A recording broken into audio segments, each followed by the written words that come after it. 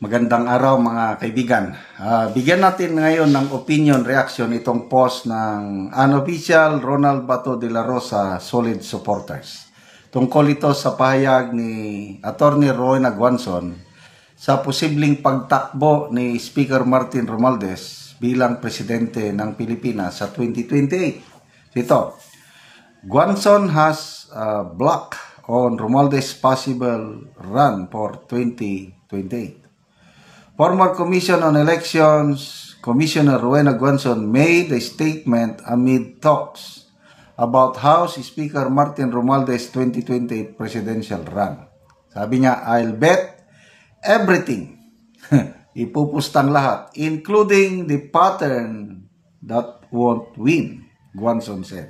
So ano yung pattern? Ito, yung pattern. Mananalo lang yang presidente kapag napadisqualified or impeach niya lahat ng kalaban. Okay? So, mayroon akong nabasang post ni Attorney Guanzon, 2 weeks ago na siguro. Sabi niya, sa First District of Leyte na lang kaya ako tatakbo.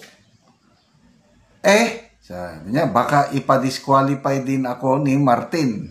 Kasi, merong ipinos ni Kipichu ba? O Kipichu, na sa First District of Leyte, kung saan unopposed si Speaker Martin Romualdez, na-disqualify lahat ang kalaban niya Kaya lang, ang boto niya, take note, sa 370 plus na registered voters sa First District of Leyte, ang nakuha niyang boto, lang, 175,000. Percentage-wise, 53% lang sa mga registered voters ang bumoto kay Martin Romualdez.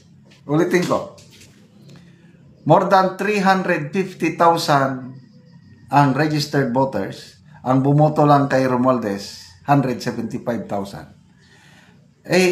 Wala na siyang kalaban Kung wala kang kalaban, yung mga botante, kung mahal nila si Romualdez, siyempre, iboto siya. Anong ibig sabihin nun? Marami ang ayaw sa kanya, ayaw ibinoto. Ganon katindi. Kaya, sabi ni Attorney Guanzon, doon na lang ako lalaban pagka kongresista sa First District. Kaya lang, baka i-disqualify din ako. Kasi, yun na ang pattern na sinasabi, madi-disqualify ka. Kaya, ngayon, for 2028, nakikita mo, nagsisimula na yung pattern. BP Sara, frontrunner. Sa interview ng Russian state media, ano ang possible motive sa impeachment mo? Tanong. Sabi niya, ako kasi ang frontrunner kaya gusto nila akong tanggalin para manalo sila. So, who is behind the impeachment? Alam natin. Ito ngayon, si Senator Risa Hontiveros, ang aga-aga, nag-declare na rin siya ng kanyang posibleng pagtakbo sa 2028. Open daw siya, available daw siya. Tingnan nyo anong nangyari itong alias Karen bumaliktad. Ito, post ni Sas Sasut kahapon. Opinion lang ni Sas Sasut ito Tingin ko, sabi niya kay Risa, nilaglag ka na ng LBM. Alam nyo naman yung kampo ng LBM, nilaglag na daw si Risa. Bakit? Pahayag na ng intensyon na tatakbo sa 2028. Dalawa na ngayon ang kalaban ni Speaker Romualdez. BP Sara and Hontiveros. So si BP Sara, alam niyo naman, kaliwat ka na ng mga impeachment kaso at iba pa. Ito na ngayon si Hontiveros in hot waters ngayon kasi although allegation lang yon yung sinasabi ni alias Karen na binayaran siya, matindi yun. Baka mamaya nga, ipaimbestiga pa sa... No, yes. Pwedeng imbestigahan ng Kamara yan. Ay, hindi pala, dahil senador eh. Sa ano lang, sa Senado. Pwedeng imbestigahan sa Senado. So, delikado pa ito. And I'm sure, maraming mga Duterte senators na nakatutok na dyan, iimbestigahan. So, yun. Ang prediction ni Attorney Guanzon, pwede. The only way na manalo si Speaker Martin Romualdez kung ma-disqualify niya. So, yung survey ng Tangerie, dalawang survey nito, May and June. Very consistent. Nangunguna si BP Sara. Noong May, 29% siya. Itong June, naging 35%. Tumaas pa. Pumapangalawa si BP Lenny.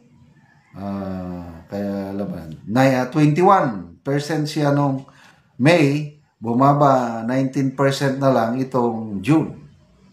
Pumapangatlo si Senator Bongo. 15% siya nung May, naging 11% na lang ngayong June.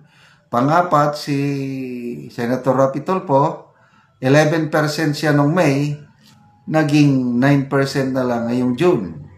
Speaker Martin Romualdez, 6%. No, that's no change. So, mababa. Sumusunod pang Rizon Tiberos, 3% lang. So, Sara, I don't know kung magtatagumpay sila, impeachment. BP Lenny, anong gagawin nila kay BP Lenny kung matutuloy? Anyway, ano sa tingin nyo? Magkakatotoo ba itong prediction?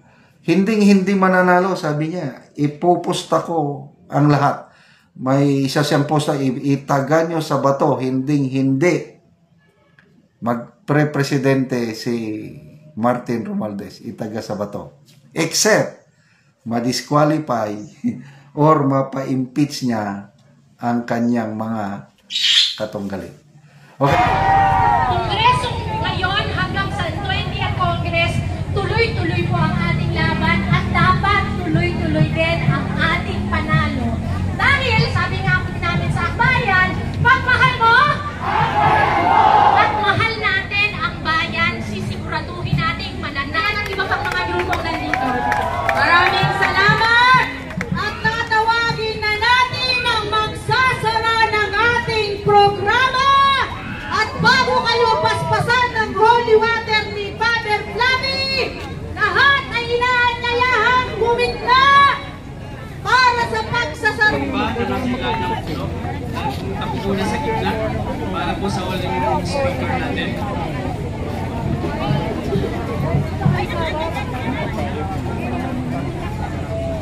Mahirap naman nag-join program.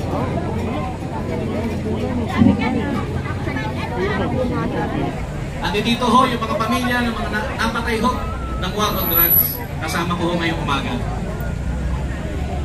Sana ho ay huwag nang tukhangin itong impeachment complaint.